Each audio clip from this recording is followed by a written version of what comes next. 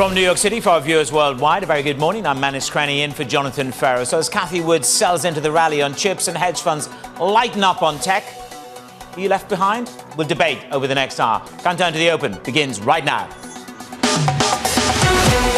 Everything you need to get set for the start of U.S. trading. This is Bloomberg The Open with Jonathan Ferro.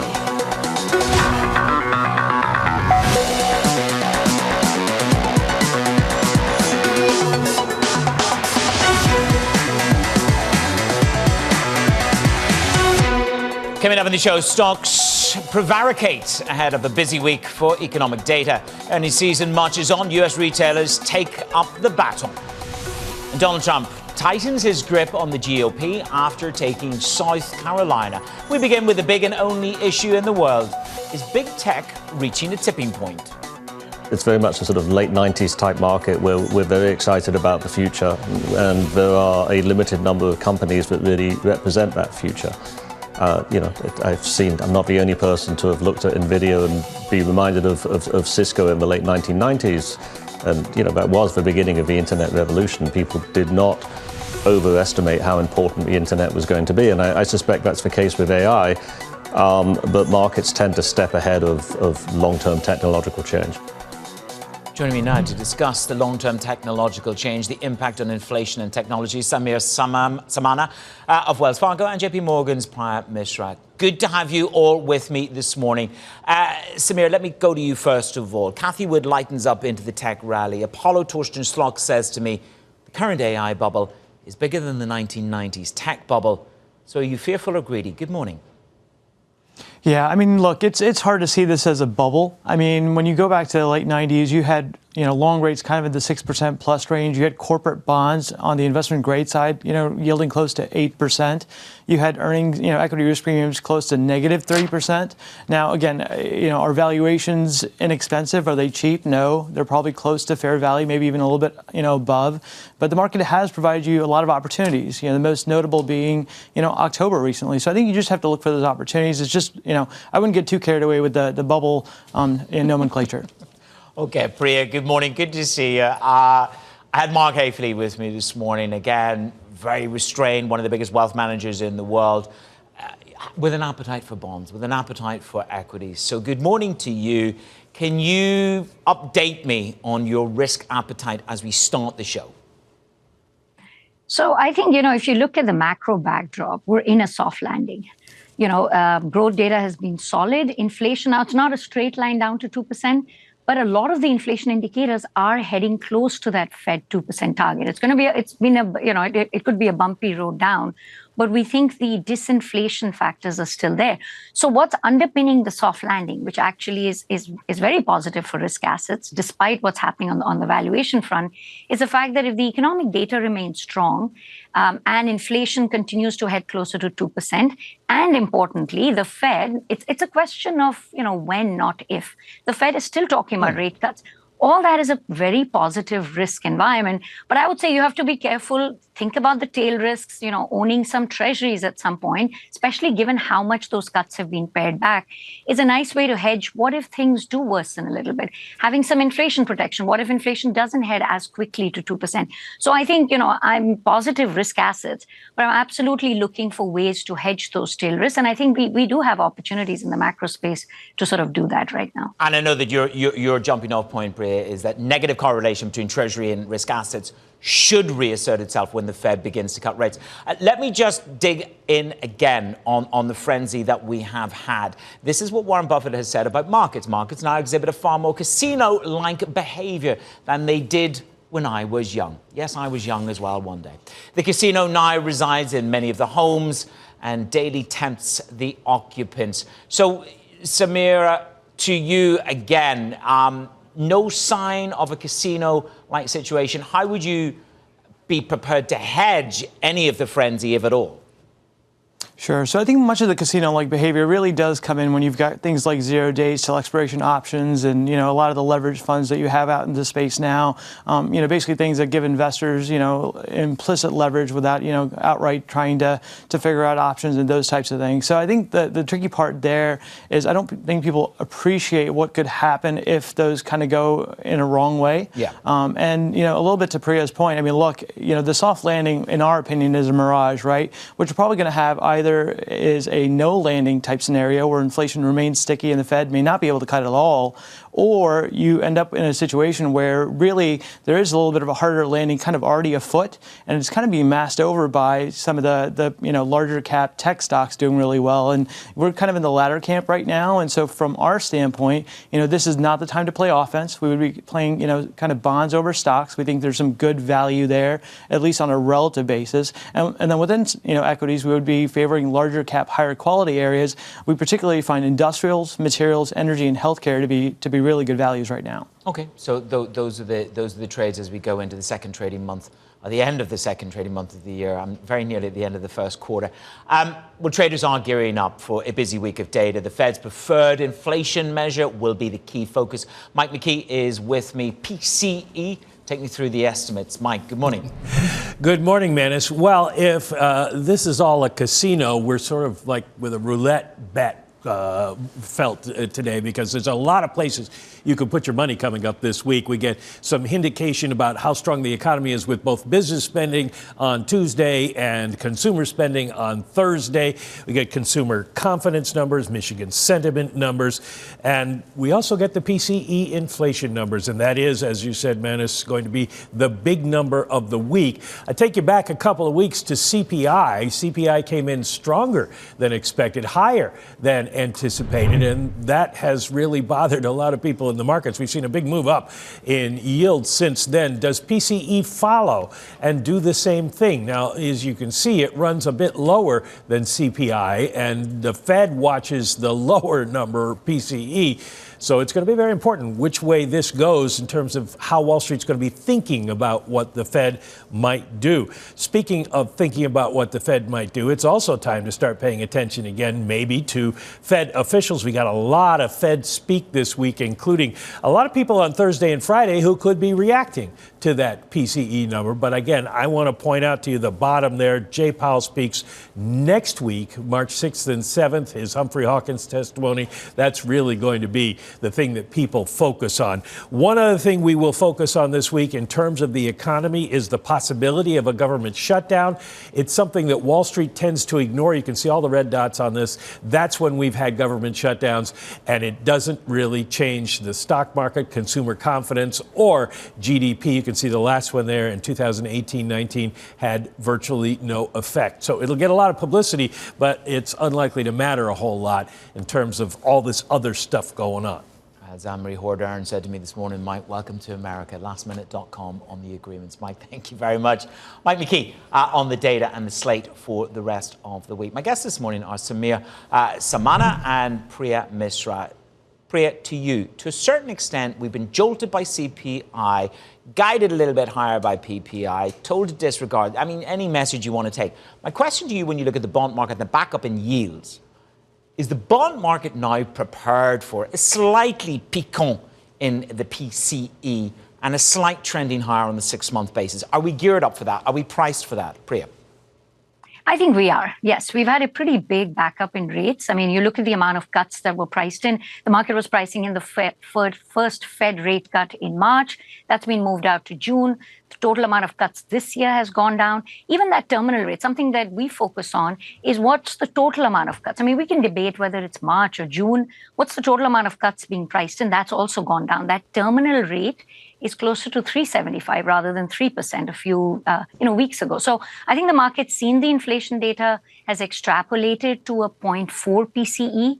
But here's the tricky part. We're looking at second place of decimal. If it comes in at 0.5, there's absolutely more room for rates to rise.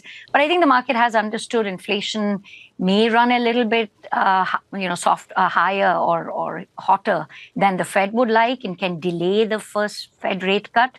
But I think what I'm watching from the Fed officials is, Are they talking about hikes? There's absolutely no talk of bringing hikes back on. It's just about when do they start, how much do they cut? And I think if that's the message, no urgency to cut, but we're still on the cutting path, I think the bond market's priced that in well. We've repriced the start as well as the end point of Fed rate cuts.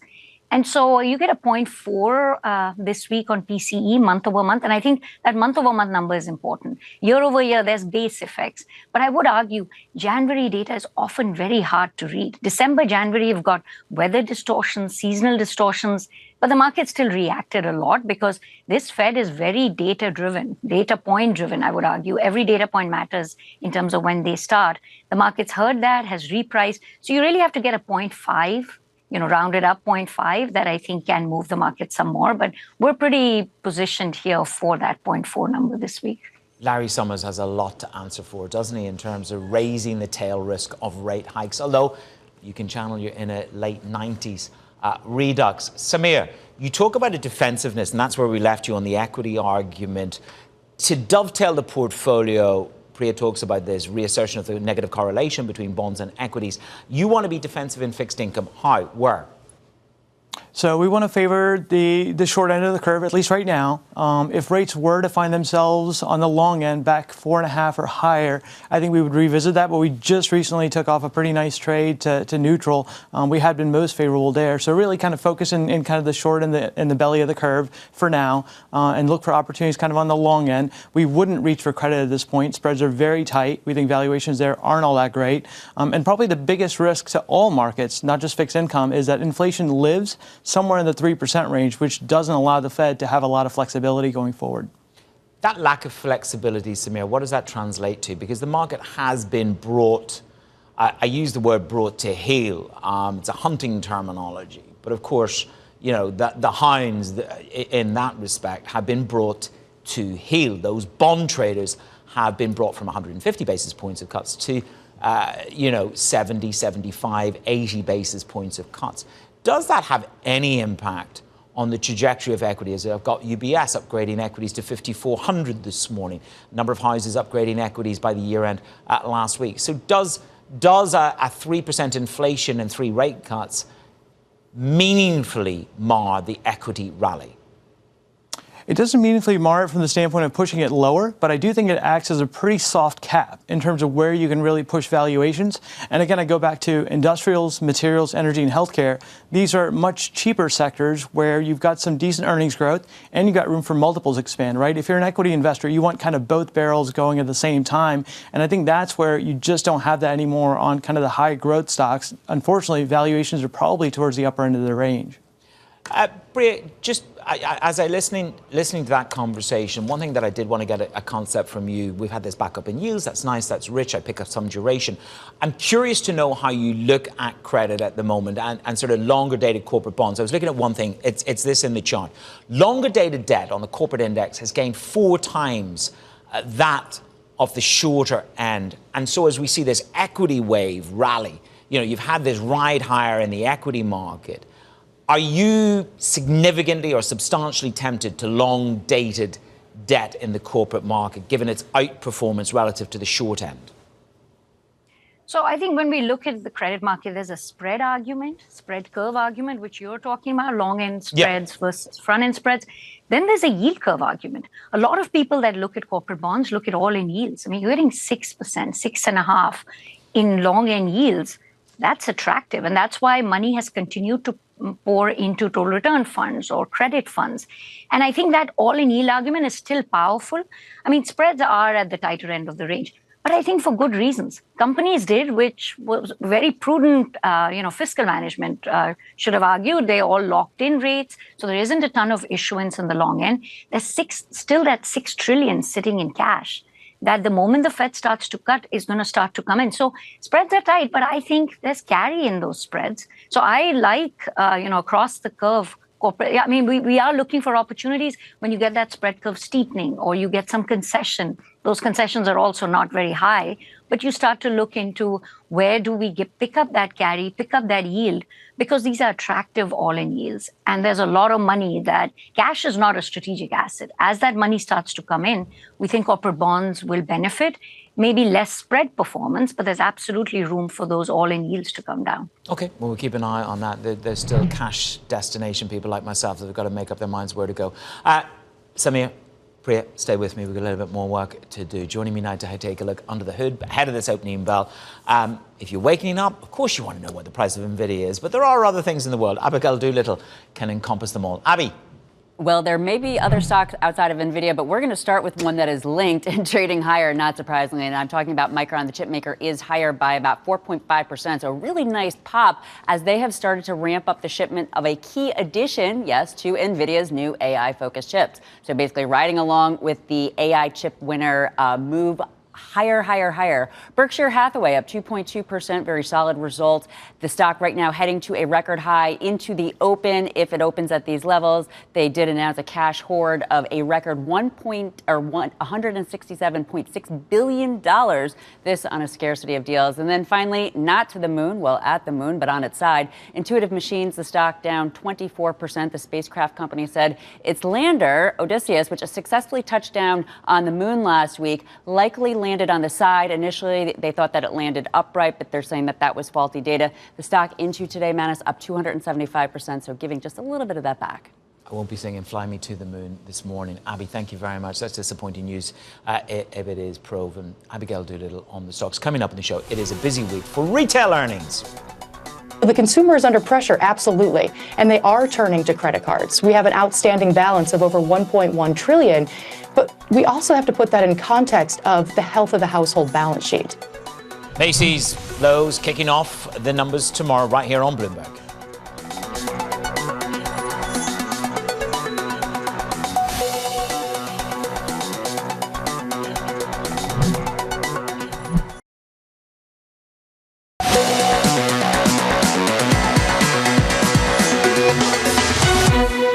The consumer is under pressure, absolutely, and they are turning to credit cards. We have an outstanding balance of over $1.1 trillion, but we also have to put that in context of the health of the household balance sheet. Because during the pandemic, we weren't just buying Pelotons, we were also paying down credit card debt. So while I'm certainly not advocating for the consumer to take on more credit card debt, the balance sheet does have additional wiggle room. You got the wiggle room. A growing chorus of economists saying the consumer is trading down. Now, we will get a clearer picture this week when we get the retail earnings. They're going to continue to roll in. How weak is consumer spending? Will it weigh on the names like Zoom and Dell, but give a boost to the discounters like TJ Maxx? Katie Greifeld is with me this morning. So this is the last innings of the report card. Katie, how important is it for the retailers? Well, we have three retail names to focus on here. So let's start with Macy's. Sales projected to fall 1.9%. That would be the seventh straight quarterly decline. But when it comes to Macy's, a bit idiosyncratic since a lot of focus will be on activist investors. Ark House Management's bid to buy the company. Definitely keep an eye out for that one. Lowe's also reports on Tuesday. And we know that Home Depot's earnings didn't go over too well. Could be a similar story here because same-store sales expected to dip by 7.1%. That would be a fifth straight quarter of declines. And that's as shoppers continue to dial back on their discretionary purchases. Of course, that isn't just a Lowe's issue. But then we have TJX, like you mentioned. And this will be interesting to see whether consumers trading down has been benefiting the likes of TJX. Analysts are calling for a 4.1% rise in same-store sales, sort of bucking the trend there. So potential good news, Manus. Also, the pace of markdowns has slowed at TJX. So that's your setup, and it starts tomorrow. I feel my civic duty to get out there and use the credit card to help the great American nation. Katie, thank you very much. Katie Greifeld setting up the consumer agenda. Samir Samana of Wells Fargo is expecting this. The consumer to, quote, weaken noticeably in the first half of this year. Alongside me this morning to discuss the upcoming events of the week and the impact on markets, it is Priya Misra. Samir, to you first of all, why are we going to falter? I thought the hedonism of the U.S. consumer was impenetrable. Yeah, maybe at the upper end, but the lower end has been feeling pain for quite a while. And I think a lot of it can be traced back to inflation, right? It's basically been eating away at households' budgets. And, you know, when you look at discount retailers, they've been struggling for some time, unless you've got kind of some of the heft that, you know, some of the larger staples names do. You know, a lot of the smaller names have kind of fallen back. And it's one of the reasons why we're unfavorable on the consumer discretionary sector. We're also unfavorable on real estate. That has both to do with the fact that there's probably too many retail locations, and you're going to have commercial real estate be a little bit of a tricky spot to work through in the next recession, which we think is possible in the next couple of years because we think it's late cycle. And then we recently downgraded financials. When you think about consumer credit, when you think about lenders, they probably will also have to kind of up reserves for the consumer, which is starting to feel the pinch. Priya, can I close off with you? You say it is too early to say with any conviction that the lower trend in inflation is gone. Now, if you see a material trade down, slowdown in retailers at the coalface in these numbers, how does that play into that narrative for you? Will that reinvigorate the potential markdown, price down, slowdown, disinflation narrative? I think it will, because to the extent pricing power for these retailers has gone down, or the fact, does that start to impact margins? Does that start to impact how much they hire? I mean, I think what's underpinned the soft landing and the low inflation narrative is that even though the labor market remains tight, wage inflation has started to come down. And as that continues to fall, I think that's going to bring that inflation narrative back closer to 2%, which then allows the Fed to cut. So we're absolutely looking at these retail earnings. I think to Sameer's point, the household sector, you have to look at the distribution. The lower end consumers and households are struggling. Those savings have come off, and real incomes have not grown as much. So, which is why if you look at delinquencies, they are picking up at that lower end. Does that crack start to deepen out? And I think that if we see signs of that, I think the market is going to get nervous about the soft landing narrative. And bonds are priced for soft landing. So I think that's when treasury rates have room to come down. It's one of the reasons why we like owning these 5-year treasuries. Because if you start to see signs that maybe the consumer is slowing, maybe not to recession levels, but slowing more than what's priced in, I think the Fed has a lot more room to cut at that point, and no market's really priced for that. So I think owning risk assets into these earnings, along with some treasuries, will give you cover in case we do start to see either that trading down, which is not a great sign for the consumer, given how strong the labor market is. It is the perfect entree and main course. Priya, thank you very much. Priya Misra. Sameer Samana, my guest this morning on markets, setting the agenda for Monday morning calls to come. Tony Dwyer will join me with his view on markets.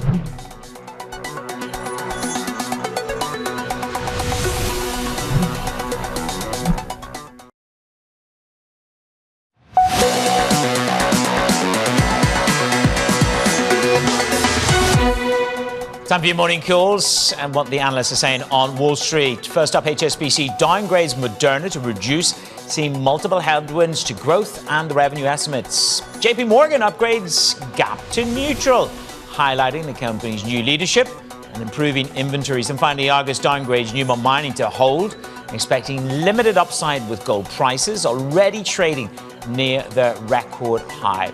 Coming up, Tony Dwyer joins me from Canaccord Genuity, joining me after the opening bell, I should say. Nvidia trades higher this morning. We've had 13 records in a row in 2024 in the SPOOs. Can we endure?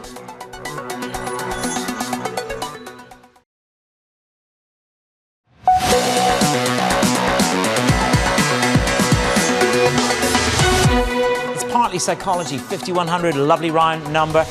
Golub over at UBS says 5,400. The wealth management team said 5,500.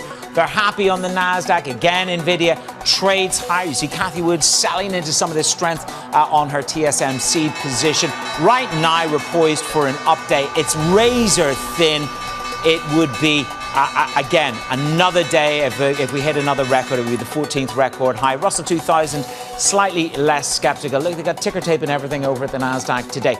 So these equity markets are set for a little bit of a better bid tone. We're going towards PC, personal consumption expenditure later in the week, a raft of Fed speak, and of course, quite a significant bond auction through today and tomorrow. Treasuries are flat at the moment to tick higher. 425, we just have Priya Misra with us.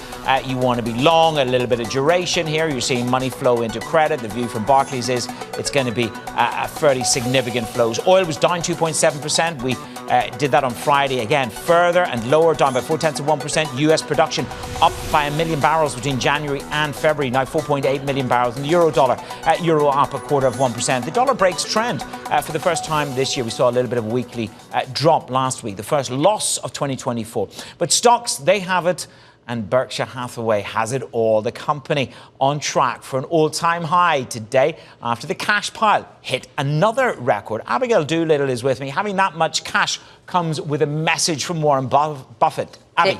It does indeed, that there could be a significant opportunity ahead. But before we get to that, let's break down what we have going on with the stock, because it is up for an 8th day in a row, the longest winning streak going back to April of last year, plus opening at a record high. So investors are really liking what they see. And it's not just about that cash pile. It's also about the fourth quarter operating earnings of $8.48 billion ahead of last year by 28%. That's tremendous growth. Last year, that number came in at 6.63%, or $6.63 billion, excuse me. And it was helped out by an increase in insurance earnings and investment income amid higher interest rates and milder weather. Now, as for that cash pile, what we're talking about here is massive, $167.6 billion. And yes, Warren Buffett saying that this is amid a drought in deals. If that changes, he essentially said if there are more deals, the firm would have a shot at, quote unquote, eye-popping performance. Well, given the fact that this is a behemoth already, 28% growth, that's already eye-popping. So it'll be interesting to see what that could mean. And interesting, not just the record high, Manus, also inching to that $1 trillion market cap. Yeah, big round numbers, isn't it? Abby, thank you very much. Let's turn our attention to tech. Amazon replaces Walgreens in the Dow Jones Industrial Average. That's after the announcement last week. Ed Ludlow is with me this morning. History live and in the making for Amazon and the Dow. Ed, good morning. Yeah, good morning. And investors cheering that history somewhat. Amazon higher by 0.5 or 0.3%. Fluctuating post-open. As you know, the historic Dow index is weighted on a share price basis, Manus, rather than a market capitalization basis. So Amazon is replacing Walgreens Boot Alliance. The catalyst that precipitated this was actually Walmart doing a 3-for-1 stock split. And the kind of chain reaction effect is that Walgreens drops out of the 30 stock basket. What caught my eye and I found interesting is in the press release, S&P Dow Jones indices say that the action is reflecting the evolving nature of the American economy. This change will increase consumer retail exposure as well as other business areas in the Dow Jones Industrial Average. I think we'd agree, right, Manus, that even though it's kind of more than a century beyond its founding, the Dow Jones Industrial Average is just not the same benchmark it once was. And you now look at Amazon as a constituent. If you're a Bloomberg terminal user, go to the Indu stock ticker or index ticker, do MEMB, and you'll see that change reflected in there as of this morning. But then think about the names that are missing. You know, the Dow Jones Industrial Average did trail the S&P 500, the NASDAQ 100 last year, and a big part of that being that many of those mega cap tech names that I'm so focused on are not a part of it. Apple's in there, but Meta and Nvidia are not, for example. So this was announced after market close last Tuesday. I was on vacay, so for me it's fresh, and it's a bit of market history news for you this morning. There you go. We'd like to mark time. Ed, thank you very much. Ed Ludlow on the changing complexion of the Dow Jones Industrial Average. Let's have a quick snapshot at commodities. U.S. aluminium producer Alcoa made $2.2 billion. That was an offer to acquire the Australian joint venture partner. Simone Foxman is with me. She has the details. The stock is a little bit lighter this morning. Simone, what's the deal? Yeah, it seems to be a typical acquirer target dynamics here with Alcoa shares now down close to 3.5%. But Alcoa making this offer for Alumina Limited, that's an Australian company. But the key reason that it wants to do this is the sole asset of alumina, which is called Alcoa World Alumina and Chemicals. Alcoa already controls about 60% of that. But this is a key producer of 10% of the world's alumina production. That's a semi-processed material that goes into making that ultimate aluminum product. Alcoa already owns 60%, and this an offer for a 13% premium to Alumina's share price on Friday. It's been actually trying to buy this company for quite a while, but now we get the actual board of directors really saying go ahead with this transaction on the target side. Morgan Stanley says that means the stars are aligned for this deal to go through, but Citi says investors should be questioning some of the tax benefits and regulatory benefits that Alcoa is going to get. We know the price of aluminum is down about 45% since hitting a peak in March 2022. But the message here from Alcoa is we think that is going to turn around based on the demand for aluminum coming from the electrical vehicle space, coming from solar, wind power space, and the CEO there talking about being able to accelerate strategic decisions after this acquisition, Manus. Simone, thank you very much. We'll talk about acceleration. NVIDIA is bid this morning after the opening bell. Cathie Wood is actually selling into this NVIDIA frenzy, cutting her stake in TSMC, as I said, for the first time since 2021. What to do with the tailwind? Katie Greifeld is here with more on the story. Katie, good morning. So these sales, they happened in the ARC Autonomous Technology and Robotics ETF. The ticker there is ARCQ. She sold 8,600 shares of TSMC on Friday. She also sold shares of key TSMC customer NVIDIA. But it's important here that when it comes to Friday's sales, they don't necessarily reflect new views on the part of Cathie Wood. Of course, ARC's ETFs, they rebalance frequently to keep their holdings in line with portfolio weightings. And we know that both shares of TSMC and NVIDIA have really been going up and to the right, pretty much straight up over the past few months. So ARC likely selling these shares to get back in line with portfolio weightings. When it comes to ARCQ, that's around 2 to 2.5% of ARCQ. So rather than a new fundamental view there. But that being said, this, of course, does trace back to Cathie's views on NVIDIA. We know that she has been vocal that AI will be a game changer, but she's been selling NVIDIA throughout really since last year. And her view there is that she's doing that in favor of going after some less obvious AI names. As a result, she's missed out on some monster NVIDIA games. We know the company was up 238% last year and already up 59% this year, Manus. Yeah, it's just a juggernaut, isn't it, Katie? Thank you very much, Katie Greifeld there. Let's stick with that AI craze, because the current bubble is more overvalued than the tech bubble in the mid-1990s. That's according to Torsten Schlock of Apollo. This is a chart which Danny Berger and I used this morning in Bloomberg Brief. Tony Dwyer is Chief Market Strategist at Canaccord Genuity. Now, a number of voices are going to fight back at bubbles, and this is like the 1990s. Valuations are different, earnings are different. It's different this time. But when you look at that kind of comparative, it is quite a heady market at the moment, isn't it, Tony? Good morning.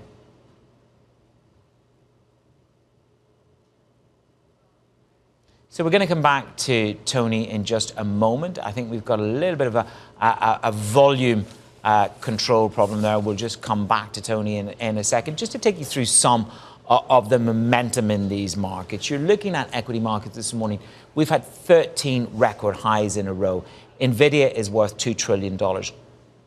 Goldman Sachs say the hedge funds are unloading tech at the fastest pace in 7 months. We can return to Tony Dwyer at Canaccord. Sorry about that. Not at all. It's live TV. Stuff happens. Yes. Oh, my goodness. Not at all. So, look, I'm taking the bid. I'm asking earlier. you about the offer side of this trade in tech. So can we square the bid and offer? Well, it's a historic level of weighting for the top 10 stocks as a percent of the market cap in the S&P 500. Manus, it's not just Nvidia, it's the top 10 stocks. And when I got into the business in the late 1980s and into the early 1990s, the main decision among active portfolio managers is, why would you use the Dow Jones Industrial Average because it's too weighted to just a few names? Why not use the S&P 500, which is more representative of the many names? And I think we're having that same discussion now. Of course, it's surrounding Nvidia, but it's not. If you look at SMCI, that is currently accounting for more than 200% of the gain in the Russell 2000 year to date. I believe the Russell 2000, according to Bloomberg and the HMLV function, you would be actually down in the Russell 2000 year to date without that one stock that actually is nowhere near a small cap stock. So I think what we have to do is not just look at it as Nvidia, but how the major indices that we track performance are calculated. And at this point, as I've been saying for the last 6 months, I think it's inappropriate. We're much more skewed to the equal weight. We're going into the last gasp of understanding what's going on with the balance sheets in tech, which we've had. They're healthy. We're now going to find out about the consumer this week. And I'll ask my last couple of guests this. We've got Lowe's and we have Macy's tomorrow, and we're following on through the rest of the week.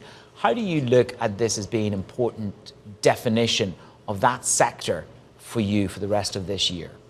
Well, the farther we go where the Fed is higher for longer, the steep that the cliff is going to get. In other words, the cliff of debt that's going to roll over, whether it's commercial real estate, consumer debt, or corporate debt, the farther we go with the higher rates, the more likely that debt is going to have to be refinanced or issued at a much higher rate than companies, households, or individuals or the government is expecting. So it's almost like it created the zombie-like environment where the private capital that's moving into the market, which is historic. I mean, man, it's been it's $1.7 trillion in private credit, which is up from about zero 10 years ago. And just in the last little over a year, you're up about 800 billion. I think people like me and macro folks may have missed that when every indicator that I've ever looked at said we should have had a recession, and we haven't. And I think the reason for that is there's a source of capital that didn't exist before, and that's keeping the economy alive. But it's not robust because as the consumers have to pay that Can you higher fight interest against expense, that? Can you fight against that? We've got Colin Kelleher warning about governance in that area. That was his message at Bloomberg House in Davos. He warned about, physician, heal thyself. Stop looking at the banks. Stop trying to raise our capital, which is every good banker should do, is to fight back against that. And then he said, throw these other guys and girls under the bus, which is private credit. But how do you do that? So let's look at how you get, this is a really important topic, and I don't think that's talked about enough. If you're a bank, you have a cost of capital. You have the deposit rate or whatever rate you're raising money in the open markets, whether it's credit or equity, right? That's your cost of capital. That's why when the yield curve inverts, bank lending shuts down, and it did. The traditional things worked. In private credit, you're paid to take the money. You don't have that cost of capital. Pension plans and endowments are paying you typically 1% to 2% to take the capital, which means you can take a higher risk in a different or difficult economic scenario. That's why they're getting the market share, and I think that's why we've been able to avert a recession. The key question will become when all those private equity and venture firms have to roll over that debt as we get closer to the rollover cliff. It's going to get steeper as long as those rates remain so high. Is that the accident? Is that the precipitous moment? Is that the turning point in the flags, the red flags of a material slowdown in USA Inc.? I think we're already in the material slowdown. A couple of your prior guests were talking about that. When we come on TV and we talk about bull market, we talk about the S&P 500. If you look at the McClellan Summation Index, if you look at the NYSE Advanced Decline Line, the Transportation Index, they've done nothing over the course of this year. They're still working off the extreme overbought for last year. So I would encourage people to walk away from the black or white. In other words, it's going to zero or it's going to $1 billion. How about if we just have a normal credit cycle as interest rates stay too high for too long? Because the Fed does it every cycle. This isn't new news. They were too low for too long. So the odds that they're going to get this exactly right on the upside, I think, is a little bit challenged. Very frank and candid proposition there, Tony. Say it the way that it is. They overreach on the downside and they just overextend for too long on the upside, and then something breaks. Tony, thank you very much. In private credit, you've raised the alarm bell. Yourself and Colin Kelleher can grab a lunch. Tony Dwyer at Canaccord Genuity. My guest this morning on The Markets. Next up, we're going to talk politics. Nikki Haley suffers a crushing loss in her home state. I'm not giving up this fight when a majority of Americans disapprove of both Donald Trump and Joe Biden. We'll have the details on the future of her campaign next with Anne-Marie Hordern.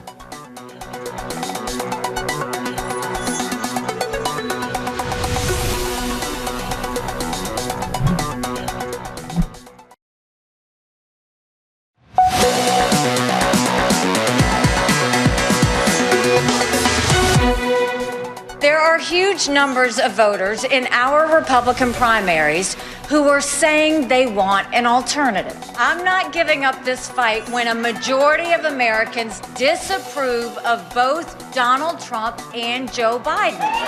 We're headed to Michigan tomorrow. And we're headed to the Super Tuesday states throughout all of next week. battling on. Nikki Haley there, seemingly defiant despite sweeping losses to her rival Donald Trump. Haley secured less than 40% of the vote in her home state, still vying to stay in the fight, even though her major donors, including Koch brothers, have pulled their backing from her campaign. Next on the agenda, Michigan. Heading to the polls tomorrow, Amory Hordern joins me now to dissect the defeat and project to Super Tuesday. I'd love to be on the road on this one. Do you know that? I know you would. But talk me through her defeat, the withdrawal of her backers. Why is she still going? Well, she's going to go through March 5th, which is Super Tuesday, and then potentially there she'll have to recalibrate and see where she is with some of the campaign funding. You know, you have the Koch brothers Political Action Committee saying they're going to take stock of the situation right now, and they still personally want to support and endorse her, but money-wise, they're going to look more down ballot and try to go after some of those key Senate and congressional races where potentially they can get conservatives in, because we've seen a lot of donors really back Nikki Haley. I think what's so interesting about South Carolina, Manus, was really two things. One, Trump obviously dominated with 60%, but also you saw the division within still the Republican Party. Of course, he has the base, but when you look up to November, he still does not encompass the entire party. She's still getting close to 40%. And if you look at the Fox voter analysis, 6 in 10 of those voters say that voted for Haley say they never want to back Trump. So I think what you need to remember is, yes, he's dominating right now, is he's on path to be the nominee, but the steep climb he may have to overcome if he wants to win the general election. How does he get the remainder of the Republican Party that currently likes Nikki Haley? You've also got to say he won more women and men of all age groups, suburban, urban, and rural residents, both white and non-white. She picked up on the educated, degree educated, which is a fine differential to have, but it doesn't win you the nomination. Not in the primary, but what she keeps constantly reminding people is that look at her versus, say, Joe Biden in a general. And she says, in a general election, I would beat Joe Biden. And she hammers home what a lot of Americans you see repeatedly in polls say. They do not want a rematch of 2020, but it looks like we are going to get a rematch of 2020. Very briefly, you correctly said, welcome to America, when we talked about the potential for a government shutdown earlier this morning. Contextualize for me, 3 days to crisis? Well, March 1st at midnight, potentially, we could see some government agencies, because they split up the government shutdown potential. One maybe starting after March 1st, one March 8th. I would just say don't worry about anything yet until we see how the meeting Joe Biden has called. The President of the United States was in New York today, but tomorrow he's going to have McConnell, Schumer, Speaker Johnson, critical, and Hakeem Jeffries at the White House. They're going to discuss potential government shutdown, how to get an agreement across the finish line, as well as foreign aid. So let's read the tea leaves after that meeting. The art of the deal. Cup of tea in the White House and see whether you can avoid shutting the entire country down. Amory Hordern, thank you very much for that. Let's get sector price action. Abigail Doolittle is with me throughout the show as ever. Abby. Well, we have stocks basically fluctuating, that S&P 500 up slightly, but we do have more sectors higher than not, so there is some breadth to this tiny gain or this fluctuation. Up top, consumer discretionary up about 0.5%. Energy flipping into that spot right now, so not a ton of conviction here. Smaller moves to the upside, but to the downside, take a look at communication services down 1.3%. Utilities down 1.2%. This is yields go higher and make the dividends of those utilities, dividend-rich stocks look less attractive. If we dig in over the last 2 days, because of course we're going to entering a new phase of earnings, and that is retail. We have consumer discretionary and some of the retailers, those indexes up over the last 2 weeks, up about 1.5%. And then over the last 2 weeks, we have outperformance from the restaurant index, Manus. But take a look at Domino's Pizza. They this morning reported much better results than expected, the stock having its best day since July of last year. The consumer, it's so interesting, this adds to the debate, apparently spending money for these expensive pizzas to take out and to deliver in another data point about the health of the consumer. Domino's would probably say the consumer is pretty solid, given the fact that those same-store sales are positive. Haven't seen a piece of pizza in about 20 years. Abby, thank you very much. Carbohydrates. Anyway, there you go. Coming up, market moving events for the rest of your week. The trading diary. We'll set your agenda right here. This is Bloomberg.